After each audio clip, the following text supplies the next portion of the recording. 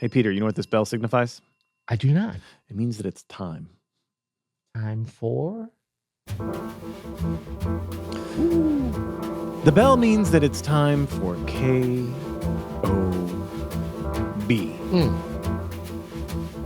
Right on time.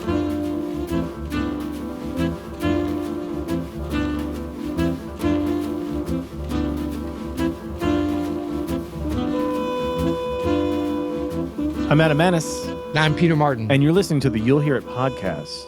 Jazz appreciation and love coming at you. Appreciation and love coming at you. Today sponsored by Open Studio. Go to openstudiojazz.com for all your jazz lesson needs. Peter, it's another edition of What Makes This Album Great, and it's an album that we've been alluding to since the beginning of this series. In fact, it's part of one of the beginning of time. Yeah, honestly. It's one of the categories that we have on our scorecard here is in direct reference to this album. It is, of course, Miles Davis's immortal 1959 masterpiece, Kind of Blue, and it's time we had a little review.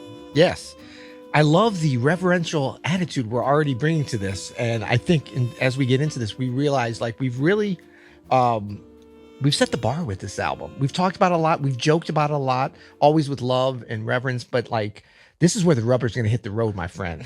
Yeah, this is a tough one because it is overhyped. It gets all the hype. Yes. Whenever people talk about jazz or anything related to jazz, this album usually is one of the first thing that comes up. It's at the top of everyone's list or near the top of everyone's list of greatest jazz albums of all time. It's near the top of everyone's list for greatest albums of all time, usually. Right. But what I'm very interested in number 9, our snobometer, because does it show up on a snob's top 10? Like you're saying everyone, but does it though? That's going to be the big question. I have an answer. I have my answer for it, but I'm curious to hear what your answer is. Well, my page, I have a blank page. I am a blank page on this one.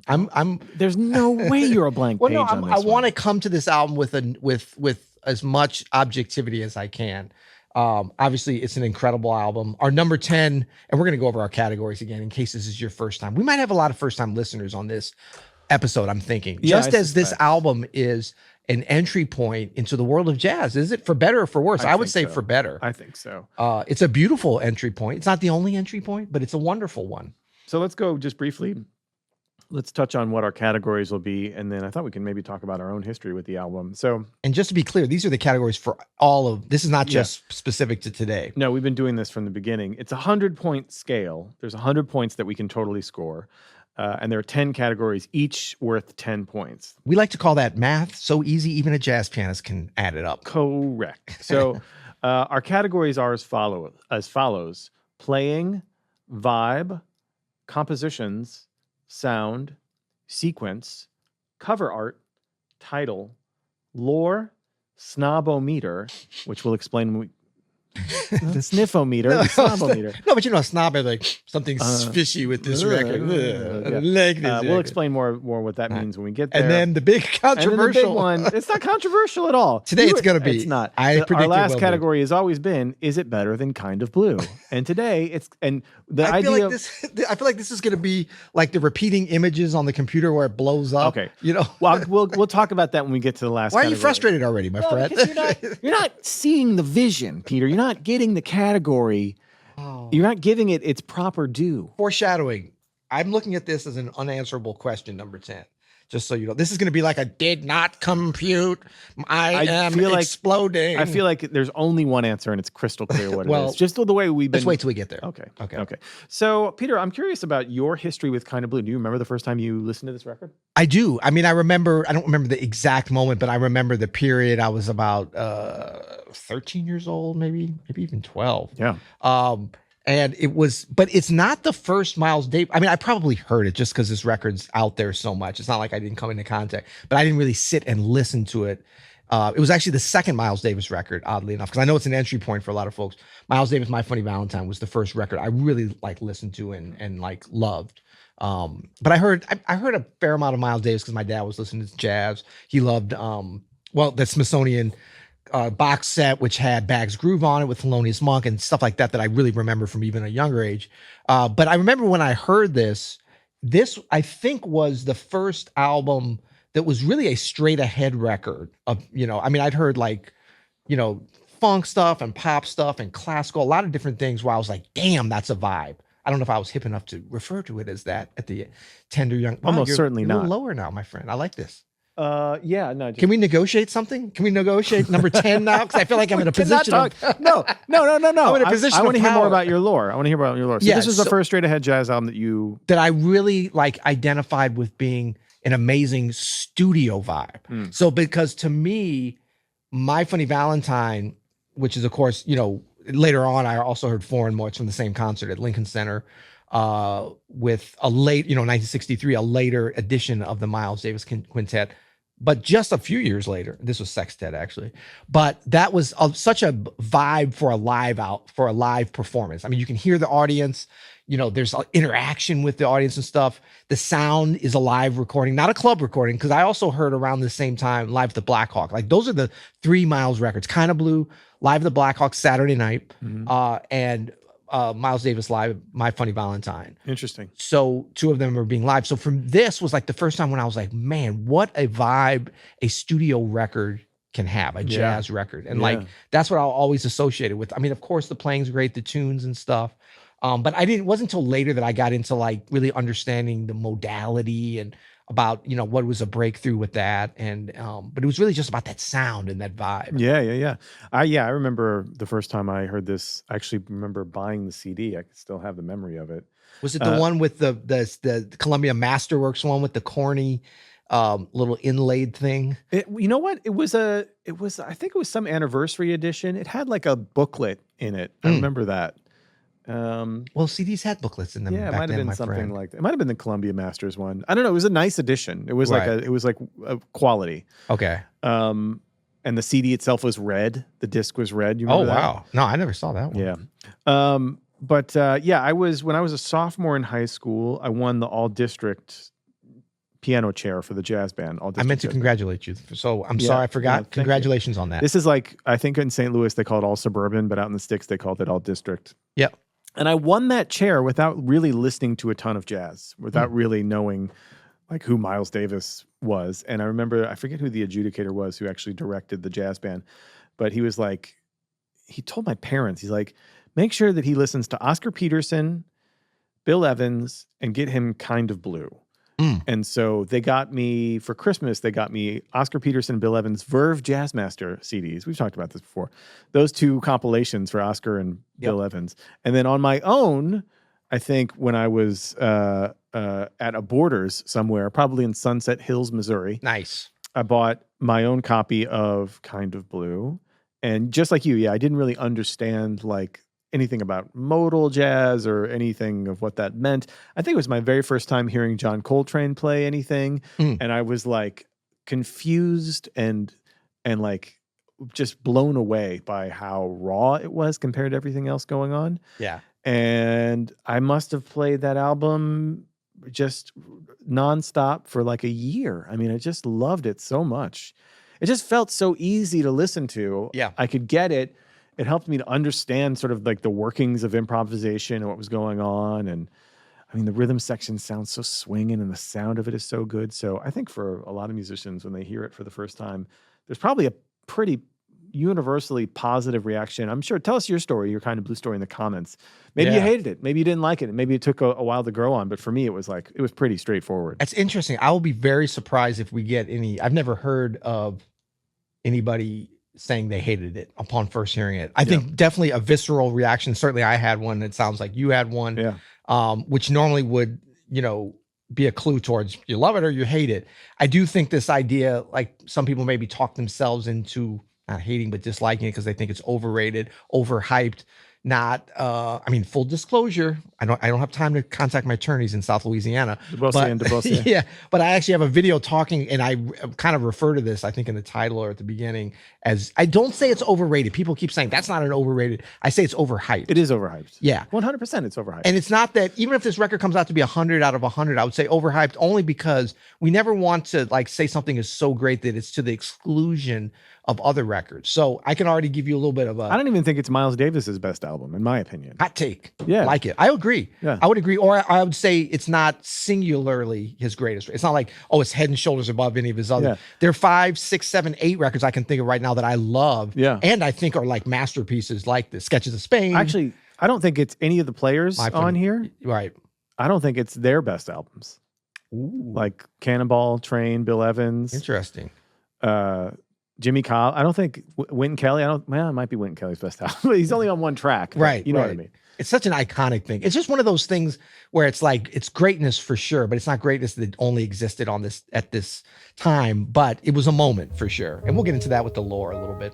I'm going to save that one. I'm going to save that one. Can I put up my screen? Because I just wanted to show, we were talking about so this is the one I just remembered when I got it on CD. I'd heard it before this on LP. When I first got the CD. Oh, yeah. No, that's horrible. I have no idea what that covers. That's terrible. But this was big because this was a big selling CD because it was right after CDs came out in like 85. That's such a shame. It's such, I mean, because look at the original. Yeah, So great. I had one with the original cover on it. Well, you were classy. Yeah. Just a little younger. Yeah. Let's check it out. Our first category is playing. Okay. And I thought for playing, we would start with this gem.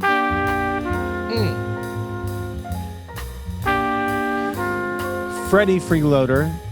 Peter, not Freddie the Freeloader, but Freddie Freeloader.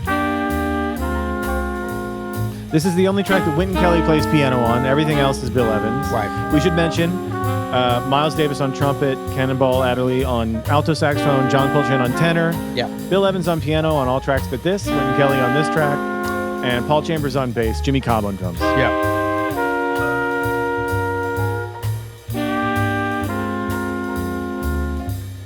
And playing, we're always thinking about the improv, which one of the greatest solos ever is about to happen. But listen to the playing of the head, Dude. and the intonation.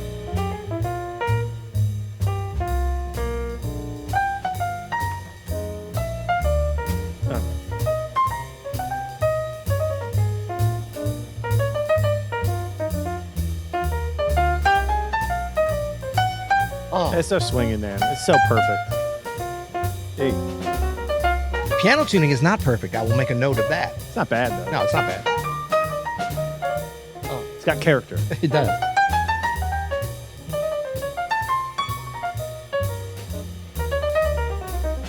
Hey. I mean, classic phrasing.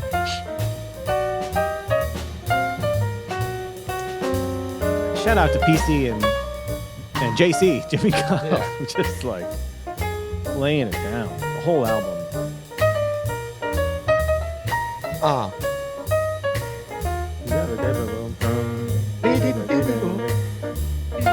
Could sing every solo on this entire album. Is there anything earth-shattering he's playing though?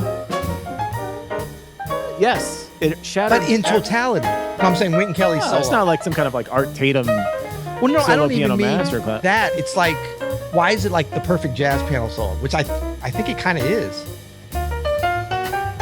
because it's like the totality of it. It just works so well. And then Miles here. Go ahead, cut them off. It's your record, Dave. It's all good.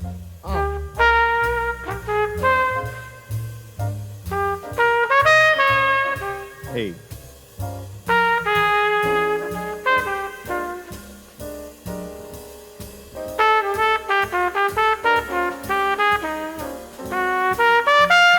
Now this is Freddie Freeloader. It's a blues. It's a B-flat blues. A weird blues. And it's weird because the last two bars are an A-flat dominant 7, that flat 7 dominant, which is, I've never heard it on any other blues. Modal interchange, perhaps? Perhaps, yeah. Patting himself on the back there. Hey, The details that Jimmy Cobb puts into this. are there any other? Yeah, are there any other blues that end on that flat 7? I think there's one on Coltrane Plays the Blues, Oh yeah, which would have been a little bit after this. yeah. That A flat 7.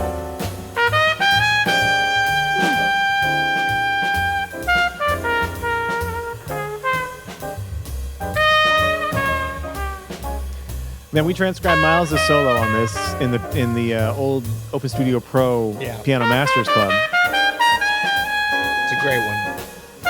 Because everybody transcribes Freddie Freeloader, Yeah. us included. But I was like, man, this Miles solo is so good. Right.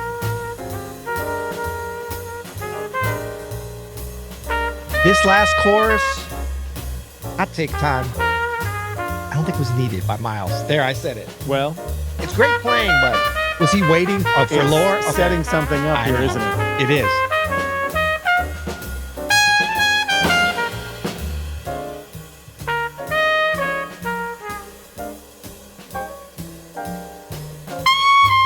It's going to set up perhaps the greatest, Actually, I should say entry or Yeah. solo. greatest entry and maybe solo on the whole record. Yeah. Actually, I would say the second to the last chorus maybe wasn't needed. It's all perfect, Sorry. man. Don't change Sorry. anything. Right here.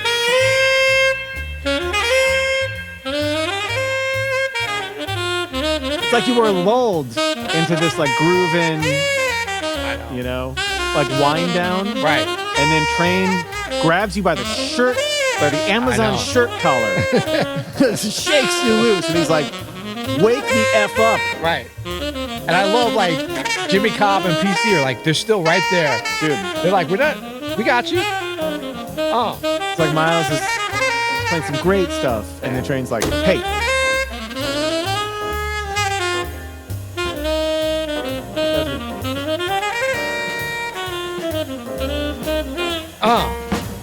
Come on now. Oh, I love that. The way he ends these phrases. When he's reaching. This is not like I'm making everything sound easy, which Cannonball Foreshadowing does. He kind of plays it. So- this is like forcing it out.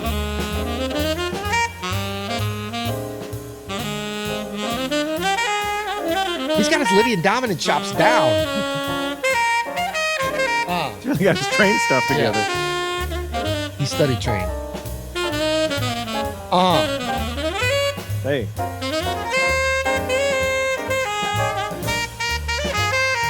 Ooh, masterful.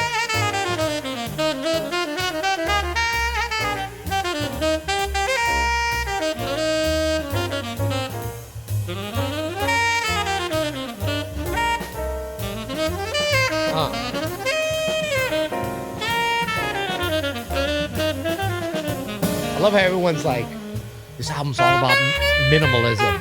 Not the way Train's play, not the way Train. Cannibals No. play either. Really not the way anyone's playing except the rhythm section of Miles. Could you have also, by the way, and this album is such a great example of this, two saxophonists play next to each other Yeah. who couldn't be more complementary but different. Yeah. Like, Well, like when they're playing together, so matched, Locked blending in. so well. two different But styles. very different. Yeah. So I'm saying Cannibal, everything's easy and like boom, boom, boom, the bounce, Smooth. all like the blues is kind of what connects them. Like their approach to blues is similar.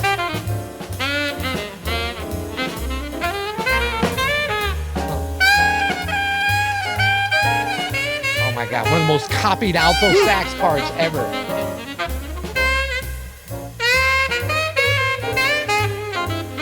Hey. Oh.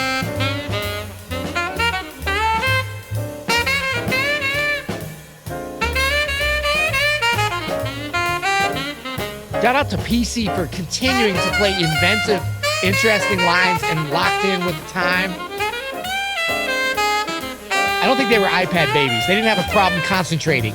No, I mean, in my opinion, in my humble opinion, PC is greatest bass player who ever lived. I think he fulfills the role better than anybody. Plays the role.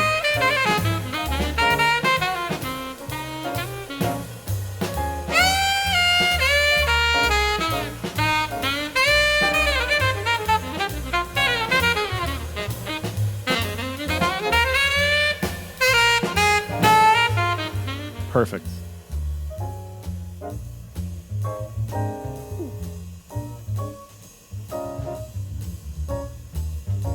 God, how long these tracks are, too. How long is this?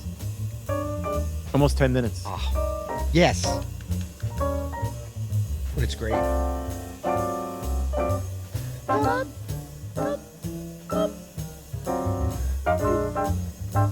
many iconic things happen, referential things happen on this album.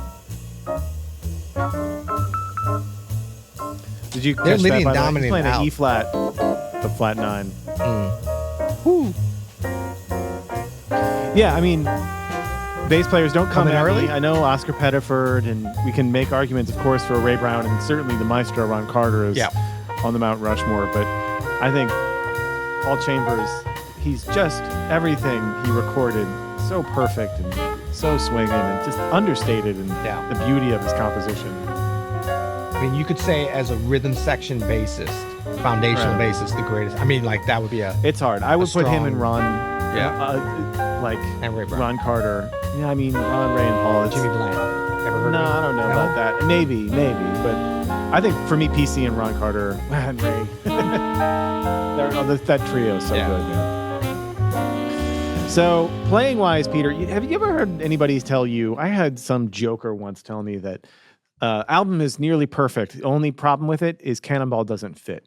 Miles is doing this impressionistic thing, and Train is doing his sheets of sound thing over, the modal stuff. Yep. And the Cannonball's too down the middle. He's too straight ahead. He's too boring for this album. And I just couldn't disagree more, because Cannonball is the perfect fit. He's like the perfect thing in between Miles and Train. Like Miles with these long, beautiful melodic solos, Coltrane with these sort of like avant-garde arpeggios, these like flowing sheets of arpeggios. And his rhythmic approach, very different.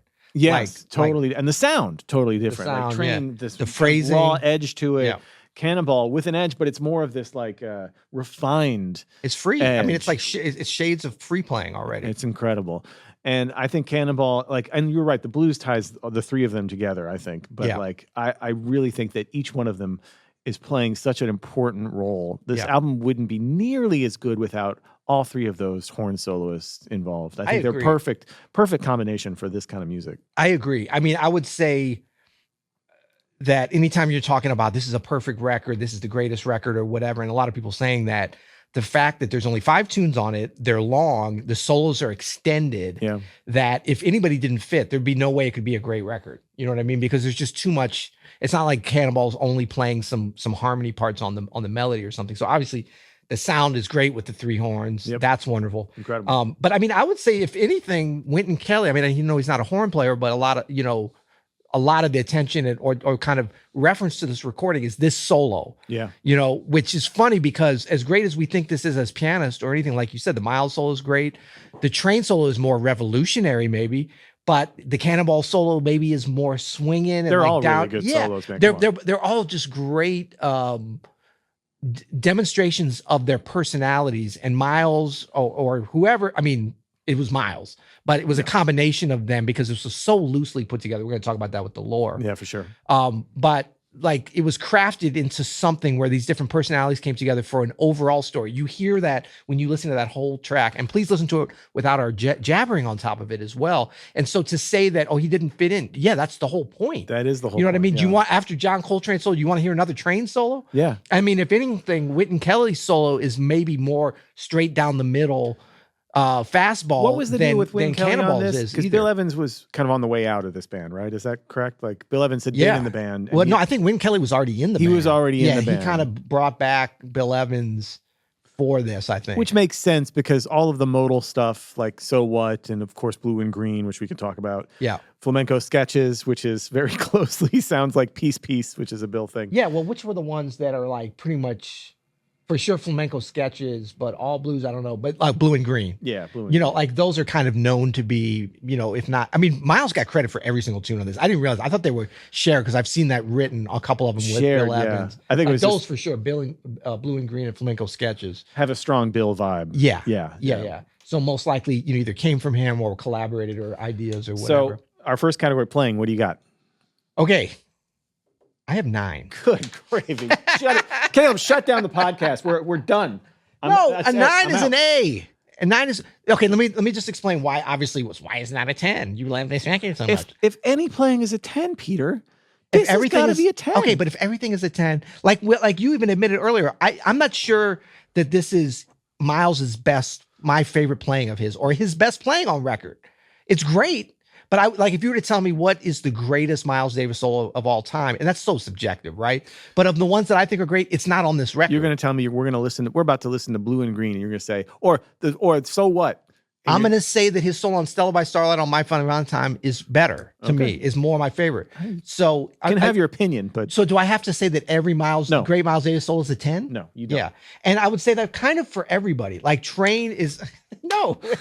They're all like right there. The playing and the other thing is like what makes this album great to me. It's not like, oh, the playing is, some records like the playing is off the charts and the sequence and the composition stuff don't matter as much. It's like just incredible playing all over the record. To me, this is not that kind of record. Like there's so many different elements that go into making it great that I feel like if I say that playing is 10, then what is everything else? If I think something is more important, man, you're looking at me with those glasses. I'm so glad I wore these glasses today so I can look over them at you. Is that not valid what I'm saying? It's totally valid. But what do you got? I got a 10. Oh, I got a 10 out of 10. I think the playing is. So you're saying that all of the playing, that's my other thing. Like if you were to say, to rate Wynton Kelly's solo that we just heard on Freddie Freeloader, that's a 10 out of 10 to me. Yeah. Right. And Train solo. And Miles' solo. Are great. But I've been 9, maybe. I would say Miles, maybe 9, just because there is that one superfluous chorus. Now, were they waiting for Train to come in? Was there something? I don't know. In the store? I don't know. So maybe, but I'm saying like there is one extra. But overall, chorus. flamenco sketches. But Wynton Kelly's is perfect. Like those choruses, like there's nothing extra. There's a 10 is perfect. 10 has to mean perfect. Okay, I think this is the first one we haven't done 10 on playing for both of us. So that's interesting. Oh, okay. Okay. Wow. Now you're 10 shaming me. Okay. Next, I want to talk about Vibe, and for Vibe, I'm going to bring up this one. I already know what this is. No, you don't. No, I mean I know what the score is. Oh yeah. Okay. Good. Think like me. Not really, but do. Yeah.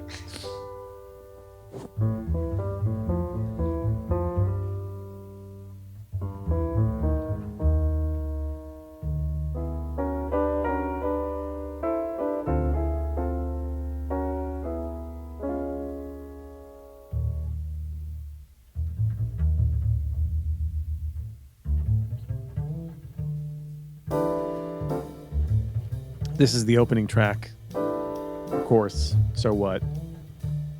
What a gutsy, ballsy way to start a record. To start a 5-7 time platinum record. Well, it reminds me the first time I listened to this, and it started with that just bass piano intro, and I was like, this is the record? Everybody says it's so good, it's so weird. But then as soon as this comes in, I know. I was like, oh. What a setup. This is good.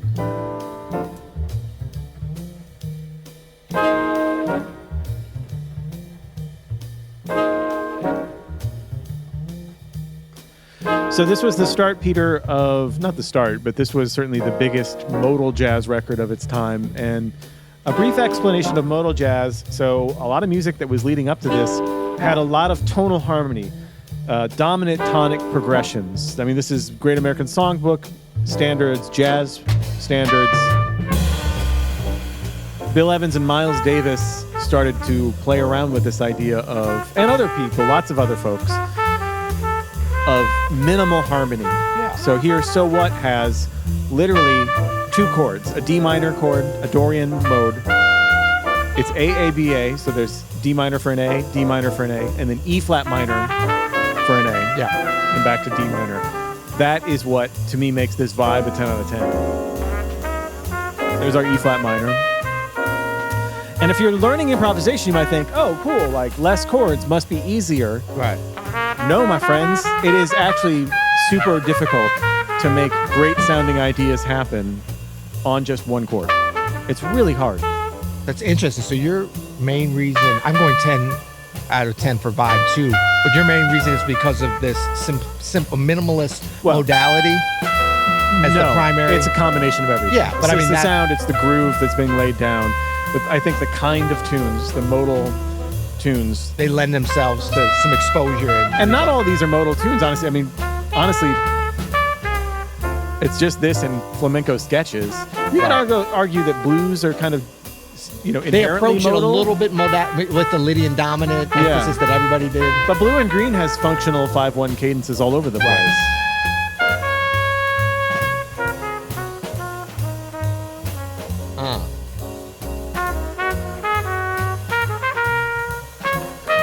This form, this D minor, B flat minor, AABA form, is also used, by the way, in John Coltrane's Impressions, another famous.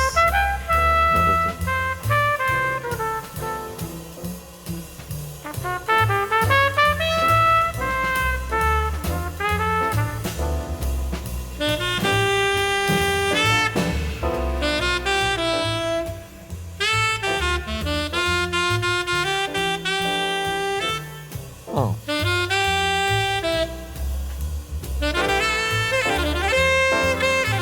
Oh.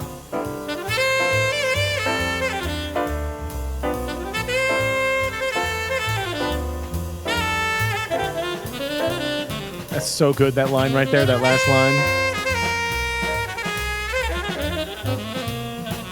All of these, like...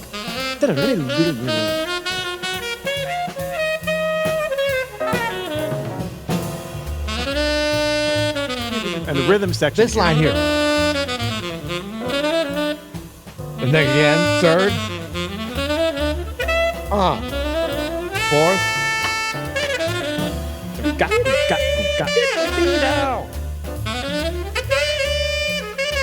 Also, shout out to Bill Evans comping on this whole track. Unbelievable. I mean, the rhythm section comping just the bass and drums, but then the pianist, that almost would push it up to a 10 to me. This is some of the best comping, laying the foundation. It's amazing. Yeah.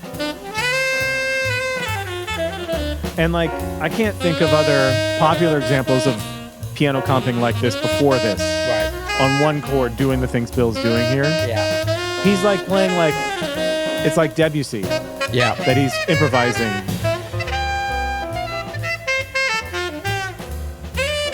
This might be the most just constant stank face kind Dude, of it's solo the solo ever. is ridiculous. Trains, yeah. I mean, I give Train a 10 out The of 10. playing is a 9, obviously, Train. from Peter Martin. Train 10 out of 10. Train gets... This one too, man. Yeah. This has some iconic bits of language in it. Yeah.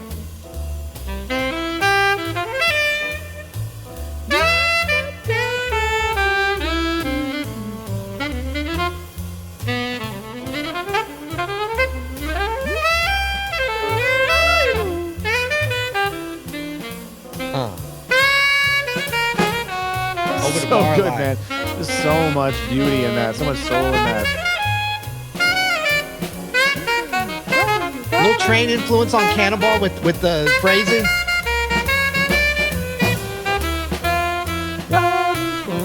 And the other way too. Cannonball knew his jazz arpeggios.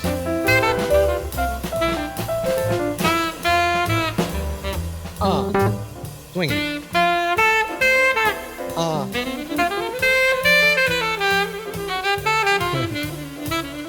And now, the most bespoke phrase ever.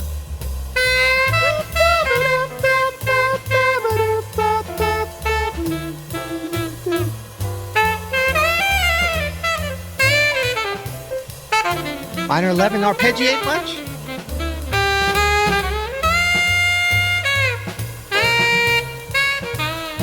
Man, there's a lot of personality on for 2 chords. Like, think about it, like you know Cannonball's personality for this. Yeah. You know Train's personality. You know maybe it's bullshit. I don't think so though. You feel like you know them. Bill Evans. What I'm getting out of this Cannonball solo, he's obviously thinking a lot of G7. Yeah. There's a lot of G7 language. Right. It's a good solo too, Bill solo here. Letting the hits happen. Atmosphere. 5, 10.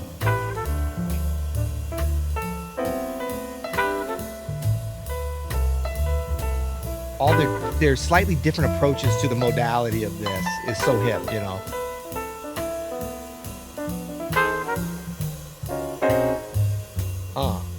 Clustering.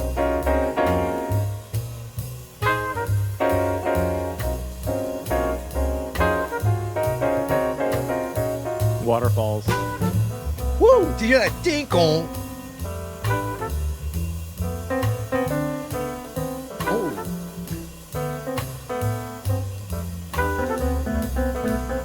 Man, just still like chopsticks. Let's just let it stroll for a second. Yeah. I don't think they were PC. like, you take 4 chords, then I take 3. I'm telling you, man, his lines, the intensity of the beat never. Jimmy Cobb, he was just like, I got you. And by the way, they hadn't been like Tempo? Damn. another thing with and we'll get into this with the lore. They hadn't been like touring with this album No. for 6 months before they recorded. They hadn't played any of this They hadn't stuff. seen any of this. No. Very little rehearsal, if any.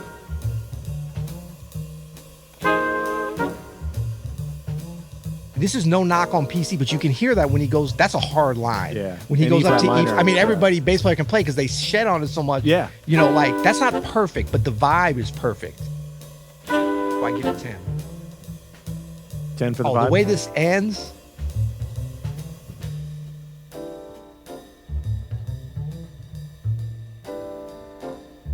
I know they hadn't planned out how they're going to end it.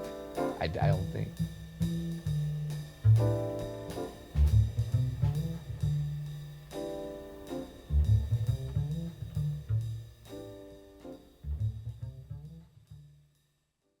Oh, it faded out.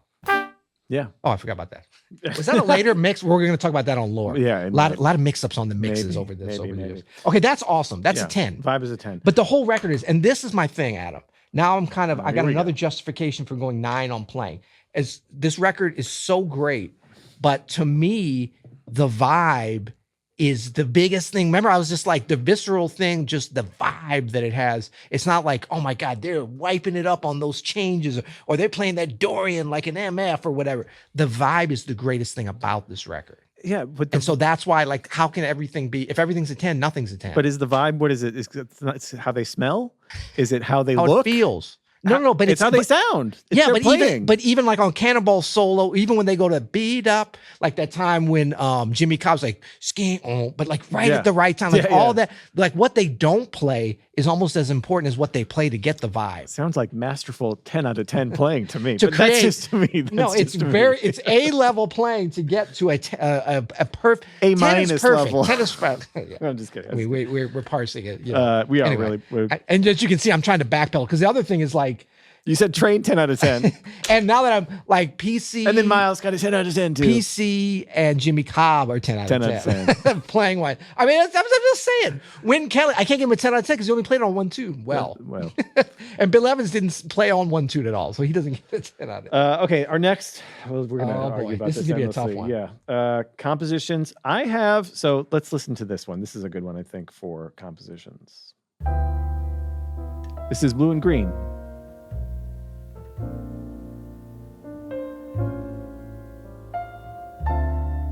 One of the greatest jazz standards ever. Still played at jam sessions. Yeah. We still play it together all the time. It's great.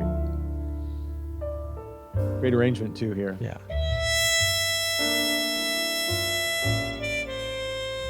So That's a vibe. That's a vibe. That's a good vibe. Oh. Okay, PC gets a 10 out of 10. And Miles. So Miles is a little pitchy at places, though. Let's be honest. Oh, interesting. Which gives it a great vibe. Oh, my God. Well, the harmony makes it a little sharp. You hear that?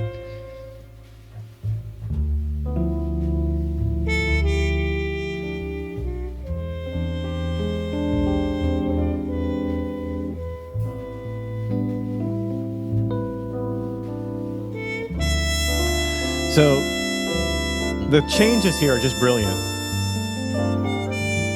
It's like a G sus kind of situation to an A. And G minor? Yeah, sorry, G yeah. minor, G minor 13. 13, So with right. the 9 and the 11 and the 13. D minor. C minor. D minor. Right where they are now. Oh yeah. And then B flat major, sharp 11. They almost always play the sharp 11 on that. A alter. Back to D minor. D minor. You consider this kind of in D minor? Dorian. An E7 with the flat 13 sharp Yeah. 11 to A minor to D minor.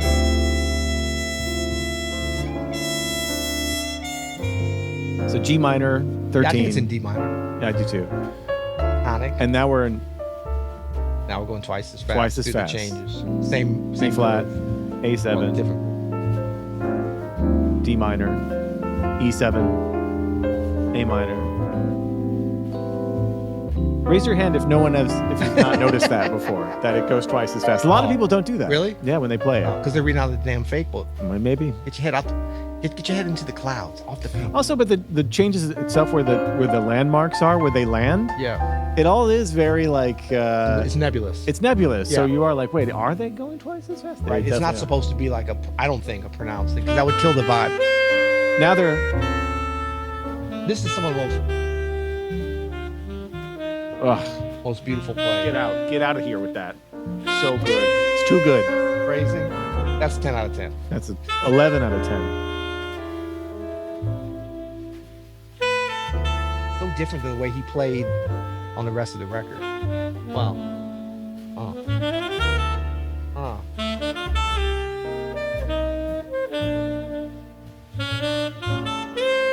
Woo, man.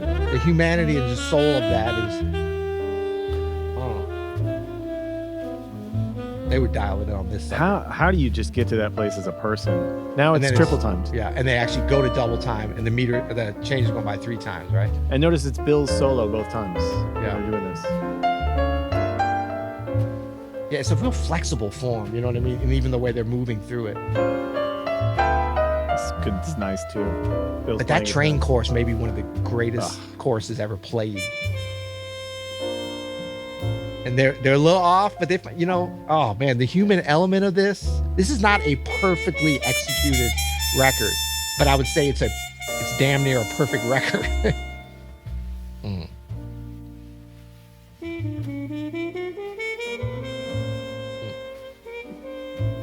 Damn, I'm gonna have to change the plan. I'm telling you. Are you changing it? Don't change it because I'm pressuring you, buddy. But Well, no, I'm hearing a lot of great playing. oh, really? Oh, shocker. On Kind of Blue, you're hearing a lot of Okay, change. good music playing? They're playing good music on Kind of Blue?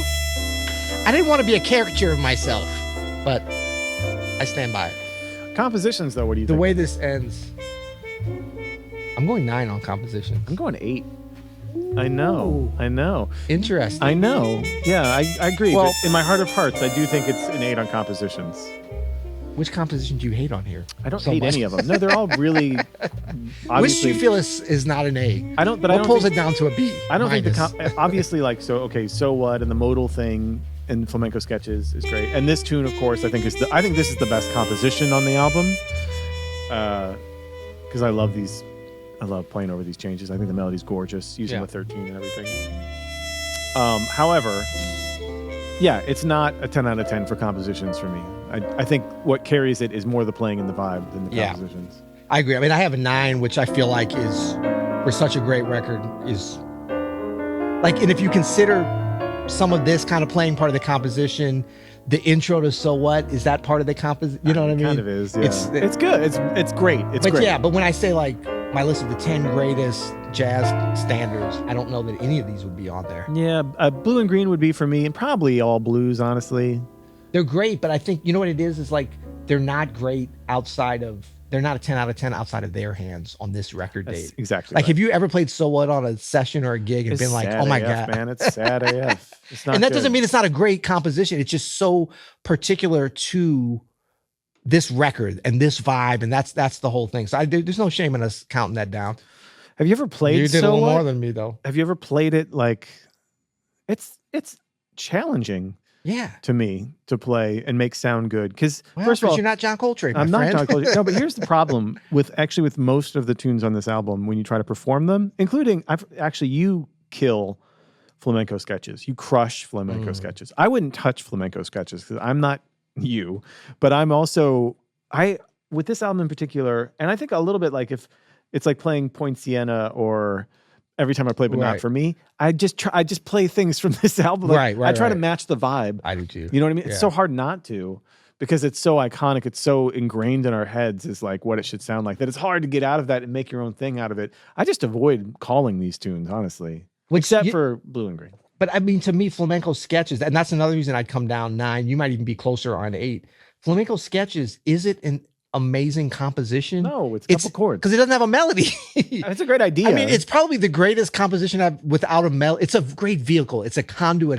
The whole album possibly for something wonderful to happen. That's exactly right. The whole album is like Miles built a framework. Yes. That these amazing musicians could play in. They're just kind of like rooms to go and languish like in. Sandboxes. Yeah. Like these are little sandboxes. And maybe it is a 10 out of 10 because the sandboxes are amazing and they give the players the room to do their thing. But this is challenging. This is harder than I thought. If we were to do like a Mingus album, like composition's 10 out of 10. Like the thought and the art behind that is so incredible. Because like that's a great example. So if you take Mingus's music and like I played a Songs in the Key of Life that we did last week, 10 out of 10. If you take that music and really learn it and put it in the hands of great musicians, it doesn't have to be John Coltrane and Cannonball Adderley and Bill Evans. That it sounds great. That's amazing. That's a great composition. Whereas these, when you take them out of the hands and just put them onto a jam session, it's okay. And even if you really execute it on them, it's just It's never going to be. It needs the vibe. It needs the sound, the aura, the lore. But if you take Stevie Wonder's you're just gonna sound good. If you're grooving on it and you're executing the changes and stuff. Yeah. All right. Okay. Next up, we have sound.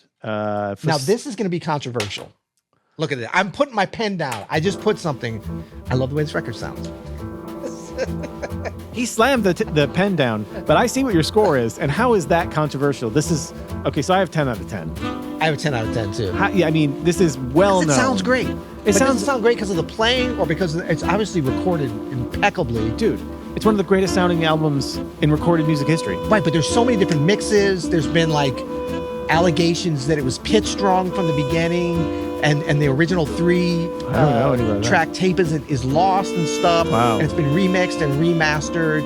So it's like when we say sound, to me, but to an audiophile, they're gonna be like, well, which version? Are you on the original vinyl, mono, or stereo mix? Because they had separate mixes, There was a mono and a stereo mix? Yeah. Caleb, is that true? Do you know anything about that? Dude, why? Well, Caleb's more of an audiophile. Caleb was born at a time when mono was just but a nothing. Caleb, what do you know about mono?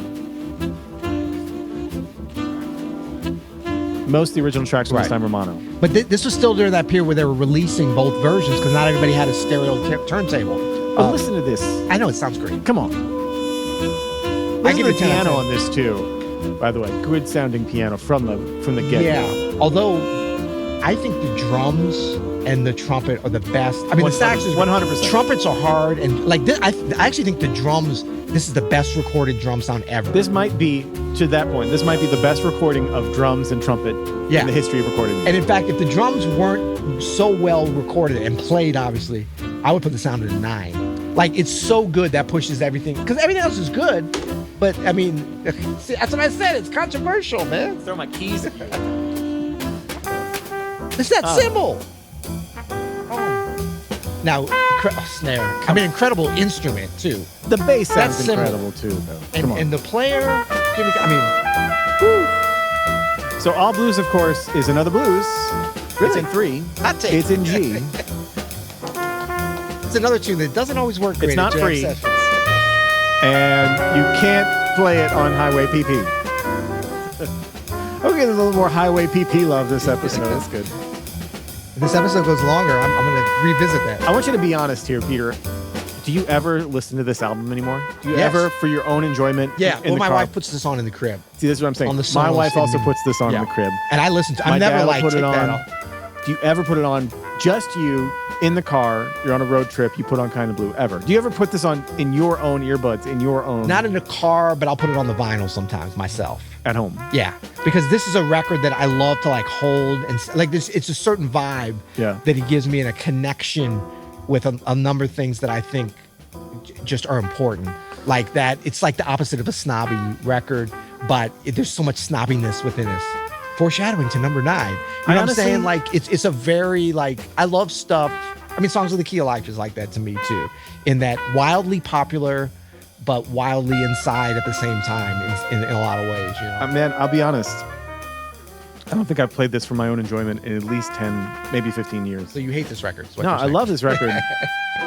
As my score will reflect, I love this record. However, I assume that I'm going to hear it multiple times a year. That's true. Not on my own volition. So I just save it for those times when it's on at a club somewhere. Right. And you're chilling after the gig and this is on. Yeah, yeah. And you're just like, oh, damn, that train solo is so good. You know, like that's, or you're it's like, the It's such a sound engineer's cultural playing it touch before point. the gig, you know? Yeah, yeah. It's like, I hear it. I'll hear it 10 times in a year without playing It's it like a all. cultural monument. It's Yeah, like a for sure. statue to jazz, you know. Fun fact about this, though, talking about, like, I think I've purchased this probably 30 or 40 times 100%. in my life. I- I've bought this CD Yeah. so many times, and LP a couple of times. Double digits. I've Yeah. purchased copies of this Yeah. on I've got them as gifts. on different on vinyl, Yeah. on CD, multiple times on CD. Probably Yeah. 4 or 5 CDs. I'm going to 'cause buy it right now. it always gets broken or it gets soda spilled on it back Yeah. in the day. Crystal clear Pepsi. I've purchased it. It was one of the first albums I bought when I got my first iPod. You know what I mean? Right. Get an iPod. You get Sgt. Pepper's. You get Kinda Blue. You Right. get Love Supreme. I was gonna say, like, you know, for a long time you could get it for like $5 or $6 on Amazon. I would just be like, buy now, buy just Just to buy it. Yeah, because it's like with shipping. And I was about to do that, but look which version. Oh, good. We'll get to that in a second.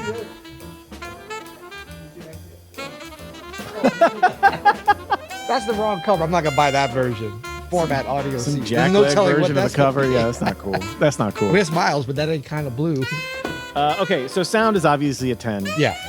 Track sequence here. So we've been going out of order, but we do have a sequence starting with So Wet. I think it's a perfect sequence. So What, Freddie Freeloader, Blue and Green, All Blue, and Flamenco Sketches. It kind of does this sort of like, you know, slow, fast thing really yeah. well. And it's perfect on. That's why I like it on LP too, because when you turn it over and you start with this, this is the beginning of the second side, all blues.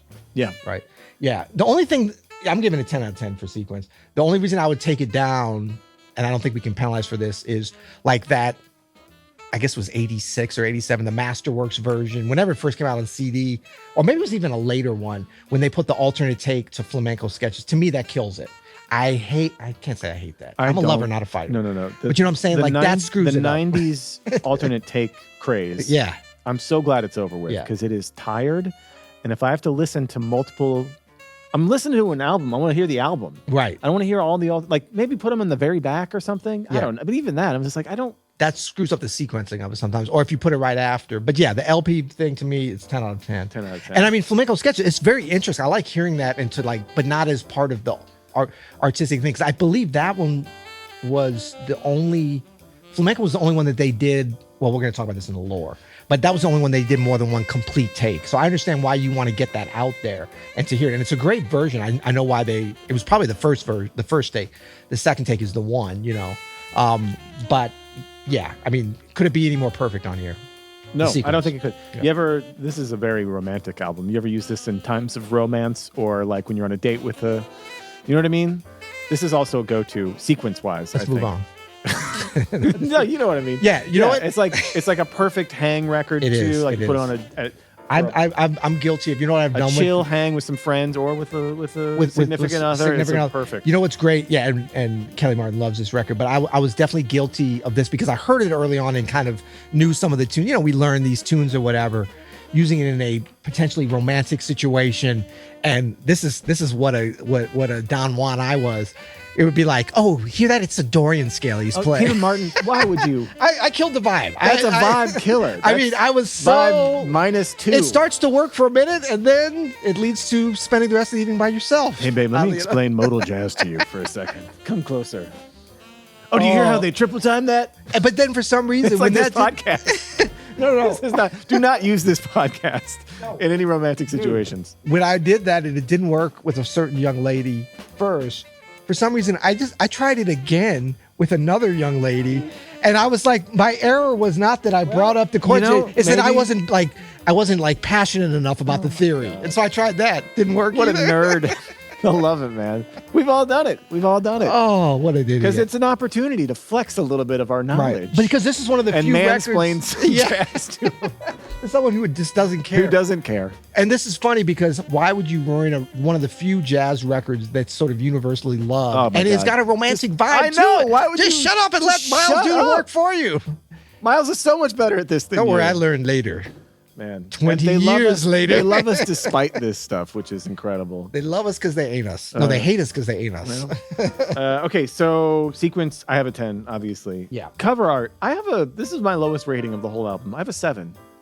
Yeah, well, that's a 3. That's a 3. That's a 3. That's a But 1. even I don't know, Caleb, if you have the cover up for this, but we can certainly put that up in the edit. But like the cover, even the original Columbia cover on the vinyl, Yeah. is good, not great. Like it's fine. Do you have it up, Peter? Yeah. It's okay. But we'll put it up there. But man, it's good. Like I like the little blue tent on Miles, and it's a cool picture of him. I think it's okay. I don't think it's. What'd you do? I did a 7. I'm going 8 on it because I think he's had better covers. Like he's had 10 I know, out of exactly. 10s. So it's definitely not a 10, and to me it's not a 9, but it's iconic.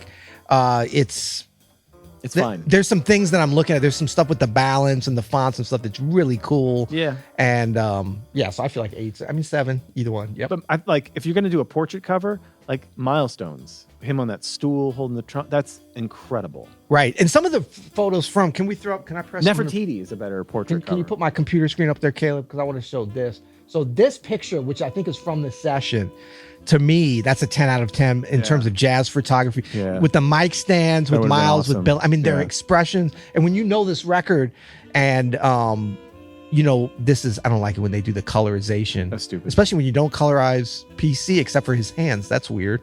But there's some cool stuff from the session, right?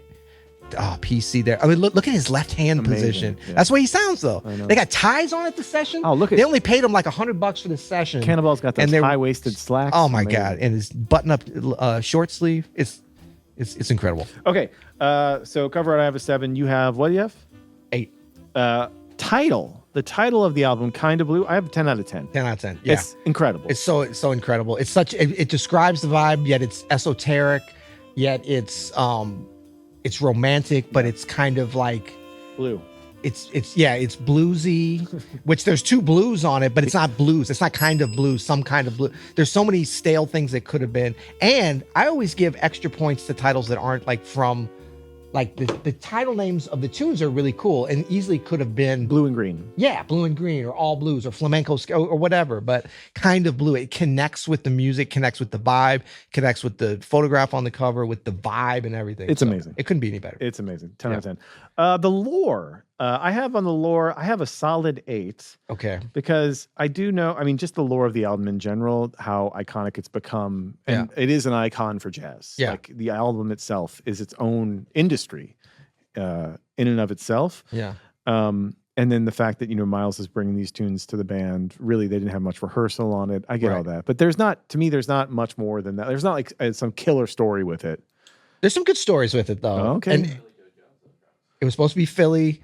That's good lore. Yeah, Maybe and I'll do a 9. It was supposed to be Wynton Kelly, and there was back and forth. But then I'm also like, is any of that stuff? I did 9. I did 9 on it, and I almost did 10 but then I was like, is the amount of lore maybe just slightly overblown because the record is so big? Like the fact that they switched up drummers, right? That wouldn't be that big of a deal, except for the fact that the record became so iconic. So now we start thinking, it was last minute. But how many other sessions were like that? That happens all the time. But if we think about if Philly had been on there, it would have been great, but it would have been totally different. Right. But that's only because the record's so big and the vibe was, so it's almost like I can't imagine it without, I don't know. It's definitely a lot of lore, and I almost went 10 with it. Just the thing of like, but the other part, reason I took off a little bit was some of the lore I believe is untrue. I would refer people that are into this to Ashley Kahn's excellent. There's a couple books, complete books about there's a book on record. just the sound production of this, isn't there? Yeah. So that would actually make it think like the lore is, I mean, if it can fill up a couple of books, maybe it's a 10 of one record. Yeah, that's why I was also I'm still going 9. I'm going 9. But I mean, Ashley Kahn's book is excellent. I read that years ago, and I've got that's a fun one. But the idea of, I know he kind of clarifies some of this stuff. Some of the lore is untrue, like the fact that it was all first takes. That is not true. There was everything was a first complete take. But that's very different than first takes, as we know. So they had some false starts and some false takes. Some false starts and some incomplete and some almost complete. And some people say there were some complete. They just didn't, they taped over it or whatever. But Flamenco Sketches, of course, there are 2 full takes that were released. And I believe it's the second take. It wasn't labeled as the second take because there was beyond false starts. Like they used to call something a false start, and then if something was a take, even if it was incomplete, it would be a numbered take. So they did a bunch of playing on this. So part of that lore about they just came in and recorded it, and this was on 2 sessions, 2 pretty long sessions over I believe 3 or 4 days. Maybe it was just 2 days, but I know it was 2 sessions over a couple of months. So some of the lores, that's the reason I took a little bit off too, just because like any legendary record, it's sort of, and then there's the whole thing that I think would push the lore up about Tio Macero, who was his producer later, about getting credit for this, which he was there at the session, but he didn't produce it. It was Irving Townsend, who was like the staff Columbia guy, who probably didn't have a whole lot to do with the music, the way that Tio maybe got involved a little bit more and back and forth with Miles. But apparently Tio, I mean, there's different versions of this, but apparently he was more of a just kind of like apprentice, almost like a runner type of role at this time. But then when they reissued it, it might have been that same funky cover one. He got listed as the producer for a while and stuff, which he wasn't. So there's some interesting stories, but they all seem to kind of come out of, they wouldn't be stories unless the record was so big. Right. But I think the lore of the music and like what it did like to sort of set the bar is pretty high, you know, for like what a record. I'm going to go 10. No. I only did 9. How am I going to talk you into going? I'm going from 8. I'm going to bump it all the way up to 10 because I think the next one. That's what I'm feeling. Really I'm feeling that in my heart and in my stomach. Okay, let's do the snobometer, Peter. Now the snobometer. Nervous about this one. Okay, again, we'll just explain what this is. Yeah, so it's a scale of 1 to 10, but there are 2 parts to this: 1 to 5 and 1 to 5. Yeah. Now you get 5 points if your Aunt Linda, who's not into jazz, would like the album, and you get 5 points if a jazz snob. We've been using the avatar of the great pianist Ethan Iverson, who's obviously has incredible refined taste, would also like it. Got it. What do you got? 9. I also have 9. Yeah. I think they would both enjoy it about equally. Oh, well, I'm saying I think Aunt Linda would give it a 5 out of 5. I mean, if not this record, then what? Yeah. Oh, yeah. You know this what I mean? Is exactly right. Yeah. This is the one. And I think that the true snob is going to go a little under on this one because this is not an easy record to justify. Again, like not that musically you can't go and geek out on it like we just have been doing, but a true snob is going to be like, oh, that's not Miles' greatest record. Yeah, exactly. That's exactly right. It's a sellout record. It's an incredible It's the album. first. It's known as the first smooth jazz record. Hot take. Well, I don't see that as a bad thing. No. Okay, but also I almost would say 3 from a snob. You could do an 8 on this, but it's Train kind of pushes it over. That's true. The edge. And Cannonball. And yeah, there's and okay. I think we nailed it on 9. Okay, now this is another. Now our final category does not compute. Is it better than Kind of Blue? Now we've been using this as a score. Kind of Blue we say is a 9. So if it's worse than Kind of Blue, it's 8.9 or below. If it's better than Kind of Blue, it's 9.1 or above. So like, we did last week, we did Stevie Wonder and Songs in the Key of Life. I put that as a 10 out of 10. I thought it's better than this album of Kind of Blue. So for me, this has got to be a 9 because Kind of Blue we've been saying is a 9. No? Yeah, but it's not. Yeah. Okay. It's got to either be 0 or 9. 0 because it's just it does not compute. Is it better than? It can't be better than, but it can't be worse than. It is Kind of Blue. And we've been saying that Kind of Blue is a 9. Okay, so we'll go 9.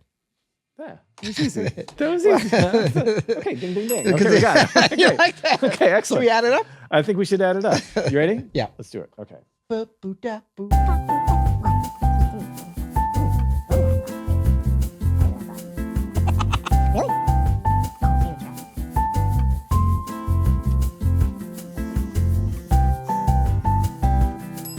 All right. Okay. Pencils down. Okay, pencils down. Can I phone a friend? Why would you need to do that? I don't know. Who are you going to call? Pencils down. Chris Thomas? Ghostbusters. Okay.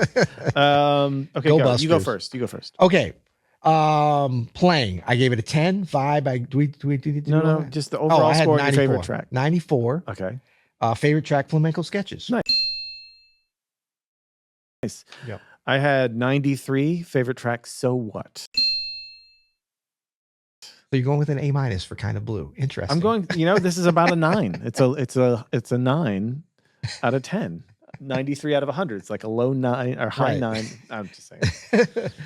So it checks out. I think our scores here check out. Yeah. Like, I had 100 out of 100 for Songs in the Key of Life, right? Right. And I do think this is pretty accurate to how I feel in reference to that. Like interesting. I do. I mean this I think reveals or exposes a little bit of fallacy and buffoonery with our scoring system, to be honest. Our scoring system is total bullshit. It doesn't matter. And it's really super subjective. And we've had some lovely comments too, by the way, of people who are like, I hate that you're scoring albums, but I'm kind of liking the vibe of these episodes, so I'm going to allow it. I mean, it does. But, to me, it's very similar to scoring other things that are both universally loved and totally subjective to how you love them. Yeah. You know what I mean? That's what's fun to me about it. It's like what pushes, what pulls it. Yeah. But it's kind of Blue. It's kind of blue. Okay. Very good. Till next time. You'll hear it.